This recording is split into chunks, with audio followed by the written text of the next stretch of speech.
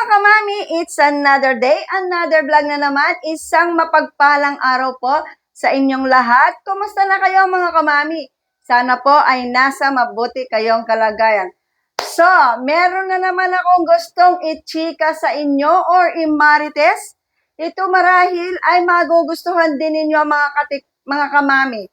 Dahil ito ay isang DIY na naman dahil nabanggit ko sa aking last video na mag-a-upload ako uli or gagawa ulit ako ng video na about sa DIY. So, isa ito sa aking mga ginagamit para mapanatili niyang maputi, malambot, at makinis ang aking balat. At syempre, para makatulong mapawala ang mga maliliit na pekas sa aking kamay dahil nasa edad na ako mga kamami.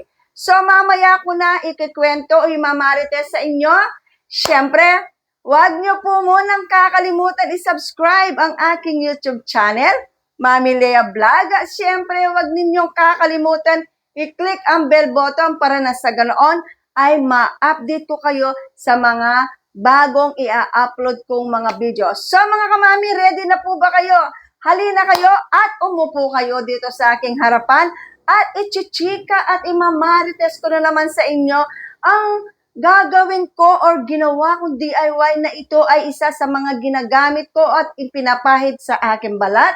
Opo, pero iba na naman ang kanyang mga sangkap. Siyempre, amaze kayo dahil napakaganda niya. Opo, sa totoo lang mga kamami. So, ipapakita ko muna sa inyo kung paano ko siya ginawa at kung paano ko sila pinagsama at kung ano-ano ang mga ingredient na kakailanganin natin na meron kayo sigurado sa loob ng kusina ninyo at banyo.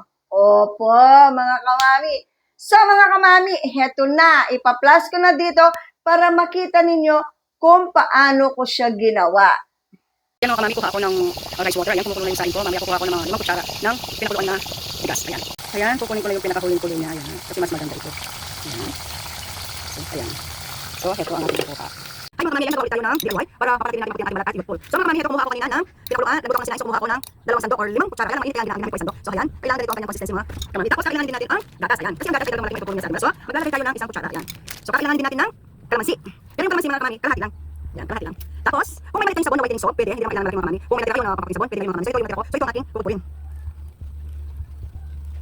Kung ano yung available yung sabon na pampaputi, pwede kayo mga kamami, hindi naman kailangan ganito rin nilagay nyo. Kasi yung sabon na gagawin ninyo ay napakadayan na ninyo na hiyang sa inyo. Hindi kayo nagkaroon ng pangmula. Ayan. So, mix natin. Ayan. Siyempre, gagawin natin yung sabon para madali siyang malusaw or matunaw, mag-melt. So, siguro din natin mga kamami na mix well natin yung nilagay natin ingredient. Ayan. So, ayan mga kamami. Mga kamami, naglusaw na yung sabon. So, pwede natin siyang i-apply sa ating mukha. So, syempre, tatanong nyo kung ilang minuto ba? So, ako pinagkakaroon ko ito mga kamami ay 15 minutes. Ayan.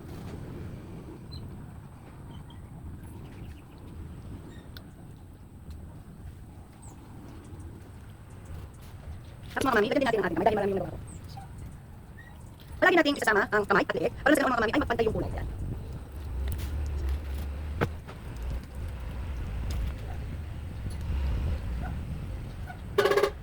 So, ayan mga kamami, so ibabatid ko muna siya ng 15 minutes. Babalik ako kayo kapag natuyo na ito sa ating mukha. Ayan, mga kamami, natutuyo na siya. So, 5 minutes more. Ayan. Ayan, mga kamami, natuyo na siya. 10 minutes pa lang tuyo na. Kapag natuyo na, mga kamami, pwede na ninyo siyang banlawan. Ayan. Tuyo na siya. So, hugasan ko na siya. Mga kamami, parang ako na. So, ayun mo niya. Alam po. So, ayan. Mga kamami, alam niya. Sa aking isa. Mga kamami, nakikita naman ninyo, nag-glow ang aking balat. Ayan. So, hindi pa ako nagpunas ha. Hindi ko pa punasan. Pinakita ko na siya kagad sa inyo kung gaano siya ka-effective. So, I'm back. Nandito na ulit ako, mga kamami. Hindi ba kayo nainip? So, heto na. Ichichika ko na siya sa inyo. Alam niyo po ba na itong DIY na ito, ang tawag ko sa kanya ay napapanatili niyang maputi ang ating balat at nakakatulong din maalis yung mga dark spots sa ating mga kamay. Lalo na ako, nasa edad na ako, mga kamami. Meron akong maliliit. Pero dito talagang laging invisible sila. Pero dito, mga kamami ko, meron pang natirang mga siguro mga 7 pa. O, nabibilang ko siyempre. Oo, merong natira dito, pero dito wala na mga kamami ko. Wala na siya. O, ayan, wala. Pero dito, meron pa. Ako rin kasi nakikita ko kasi visible pa sila eh. Pero dito naging invisible sila. Pero kapag talagang susuriin mong maigi ang aking balat at malapitan mong titingnan, napaka-light lang ng kulay nila. So, yun. Kasi laging walang instant, walang shortcut, mga kamami. Walang shortcut sa pagpapaputi at wala ding shortcut or instant sa pampaalis ng mga dark spot, pekas, or kung ano-ano man ang problemang gusto nating maalis sa ating balat.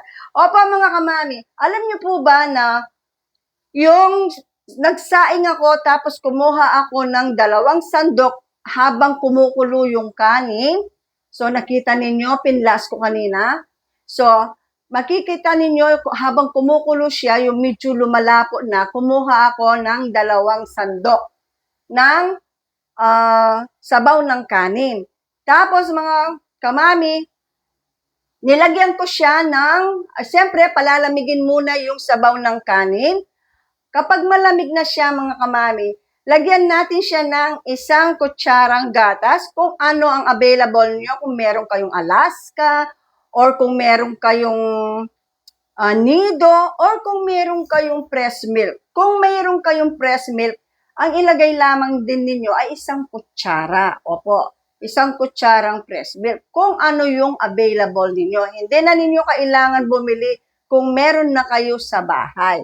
Tapos mga kamami, kalahating kalamansi lang ang ilalagay natin. Kalahating kalamansi mga kamami. Kasi mga kamami, hindi pwedeng sumobra yung kalamansi. After that mga kamami, kung ano yung available ninyong sabon na pampaputi, yun lamang ang i-mix ninyo doon. Kudkurin ninyo mga kamami ko hanggang mahalo siya doon sa minimix nating ingredient. Yung sabaw ng kanin, kalahating kalamansi, at saka yung gatas. Tapos, kudkurin natin yung sabon. Yung pampaputing sabon, mga kamami ko, basta pampaputi, no po. Kudkurin ninyo kapag nakikita ninyo na talagang mamimix na ninyo at talagang masasama ng husto o mamimix ng husto yung sabon dun sa pinagsama-sama nating ingredient. So, i-apply na natin sa ating mukha, sa ating leeg, at sa ating kamay. Kapag na-apply na natin, mga kamami ko, i-stay lamang natin ng 15 minutes. Pero ako, mga kamami, natuyo na siya ng 10 minutes. Kaya ang ginawa ko ay binanlawan ko na siya. So, ipinakita ko sa inyo habang nasa face ko yung DIY face mask. Tapos, after na mahugasan ko, pinakita ko rin para makita ninyo mga kamami ko yung ano ang naging result sa aking balat. Alam niyo po mga kamami, mahilig talaga akong gumawa ng mga DIY dahil takot din akong gumamit ng mga matatapang na sabon. Ng mga matatapang na product dahil minsan ay na-experience ko na may nagamit akong isang product na nasa Hong Kong pa ako. Talagang 3 days ko pa lang ginamit yung product na yun dahil nagmamadali ako. Take note. Dahil nagmamadali akong pumuti. Pero maputi na ako. Pero gusto ko yung talagang parang Koreanong, gusto ko maging Koreana ang kutis ko. Yung maputi, makinis, at saka glassy. So, sa kamamadali ko mga kamami, nasunog yung mukha ko. Talagang wala pa akong cellphone na touchscreen nung time na yon kasi wala pa akong pambili nung kasi may pinapaaral akong anak kasi yung sahod ko doon sa Hong Kong pinapadala ko, syempre may nag-aaral akong 2 anak. So syempre kailangan unahin muna natin yung kailangan ng ating pamilya dito sa Pilipinas. So, ang ginawa ko, ang cellphone ko noon ay yung dikipad. Nakatali pa nga ng goma yun Kasi nga, tinitipid ko yung sarili ko dahil nga may pinapaaral ako, mga kamami. So, ano lang yun, nagkwento lang ng konti. Yun. Kasi sa picture may picture yung product eh. Talagang maganda yung coats niya. From dark skin, naging talagang maputi, makinis. So, nainganyo ko siyang bilhin. Binili ko siya dun sa Hong Kong. Ginamit ko siya unang araw. Tapos, pangalawang araw. Kaya lamang, hindi ko binasa, yun ang pagkakamali ko. Kaya sinishare ko sa inyo para magkaroon din kayo ng kaalaman about sa mga pagbili-bili natin ng mga product, kung paano natin sila gamitin, at kailangan talaga basahin yung mga instruction na nakalagay doon sa box or sa likod ng isang product. Kasi nakalagay lagi doon kung paano gamitin, kung ilang minuto, kung ilang beses gagamitin. Ako, mga kamami, ang mali ko talaga, dahil sa kamamadali ko, hindi ko binasa yung instruction. Ang dapat palang ginawa doon ay konti, small amount, tapos i-spread mo lang sa yung buhong. Talaga kapampangan, take one, ay take two. Talaga kapampangan ng kamami ninyo. Ulitin natin. Dahil nga hindi ko binasa na maigi yung instruction nakalagay doon na small amount tapos i-spread natin ito sa buong mukha. Yan. Yun ang pagkakamali ko, hindi ko binasa kasi nga na-excite ako, excited ako at gusto ko within 1 week kailangan magkaroon ng magandang resulta.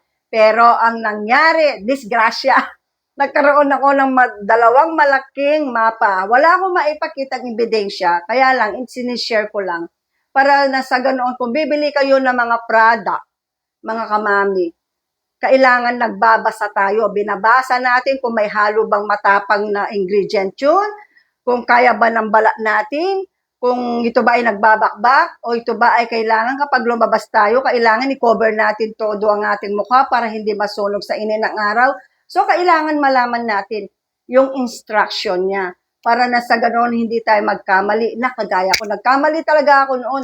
Talagang nasunog, umitim yung buo kong mukha. Kapag nananalamin ako, nalulungkot ako kasi ang dilim ng mukha ko. Kasi nga, nagkaroon ako ng 2 malaking pekas.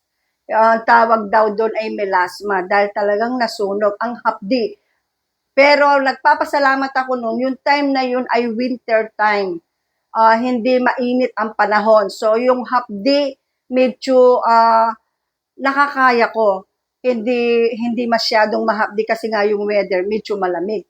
So, yun, naikwento ko. So, ang gagawin ng DIY na ito, ang gagawin ng DIY na ito, or yung makukuha natin benepisyo sa DIY na ito, 2 lamang ang gagawin niya na tatrabahuhin niya sa ating balat. Una, papuputiin niya talaga ang balat natin. At saka parang magiging youthful ang balat natin. Ako, inaamin ko, nasa edad na ako, 58 years old. Pero patuloy pa rin ako naghahanap ng mga product or gumagawa ng mga DIY na alam ko naman na hindi sila makakasakit sa aking balat dahil nakakain natin Nakakain natin, pumapasok sila sa ating loob ng katawan. Ibig sabihin, pwede at hindi masama ang gamitin sa ating balat. No po? So, yun. Ang gagawin nga niya, yung papuputiin niya, at saka parang magiging youthful ang balat natin, at mamomoisturize niya. At ang pinaka-point doon ay mapapanatili niyang maputi ang ating balat. Pero disclaimer lang mga kamami, sa mga sensitive skin po, dahil meron siyang kalamansi, baka po magkaroon kayo ng reaction sa balat. So, test muna po dito bago nyo ilagay sa face. Mas maigi po na safety first. Kahit po nagsishare ako ng aking mga DIY, siyempre gusto ko rin po na maging safe kayo kapag ginamit ninyo. So, kung sensitive skin kayo dahil may kalamansi siya, kung minsan kasi kahit sa simpleng nakakain natin or simpleng na ilalagay natin kapag sensitive skin ang isang tao, meron reaction mangyayari. So, try po muna ninyo dito mga kamami ko. Try po muna ninyo dito. So, mga so, mga kamami, yun nga, yun ang gagawin ng DIY na ito na mapapanatili niyang maputi ang ating balat. Pero syempre, wag naman pong magbabad sa init ng araw. Kasi kahit anong pampaputing gawin natin, kung walang sun protection nilalagay, walang payong kinocover kapag lumalabas, wala pong mananatiling maputi sa ating balat. Mangingitim po tayo. Ako po, mayroon na akong sunblock, may dala pa akong payong. Kasi po, hindi maniniwala ang mga tao na ito ay nakakapagpaputi, ito ay nakakapagpaalis ng pekas or dark spot, kung sa sarili ko mismo ay wala silang makikita na transformation sa ating balat. So ako po talagang lalabas lang ako ng konti o pupunta lang ako doon banda doon sa tindahan namin, nakapayong ako. Yun po, kasi kailangan proteksyonan din natin ang ating balat kung inaalagaan natin ito. Yun pong ganon. So, at makakatulong din ito para mapa-smooth at yung mga pores natin ay para lumiit. Yun. Yun ang kagandahan ng DIY na ito, mga kamami. So, mga kamami, sana po ay nagustuhan ninyo ang video ito, mga kamami ko. At sana po ay nag-enjoy kayo sa panonood ng video ito. Kung nag-enjoy kayo, mga kamami ko, pakisubscribe ang aking YouTube channel, Mami Lea Vlog. At syempre, huwag kakalimutan i-click ang bell button para nang sa ganoon ay ma-update ko kayo sa mga bagong i-upload kong mga video. So mga kamami, maraming salamat sa patuloy na pagsuporta, panonood ng aking YouTube channel. At maraming salamat sa mga subscriber ko. Maraming salamat po sa inyong lahat. At sa mga hindi pa po nag-subscribe sa aking YouTube channel, pero nanonood po kayo, ano pa pong hinihintay nyo, mga kamami ko? Subscribe na kayo sa aking YouTube channel, Mami Lea Vlogs. At maraming salamat din po sa mga nag-aabang ng aking mga bagong i-upload na video. Maraming salamat po at syempre mag-ingat po tayong lahat. God bless you all po. See you next vlog. Bye! Thanks for watching!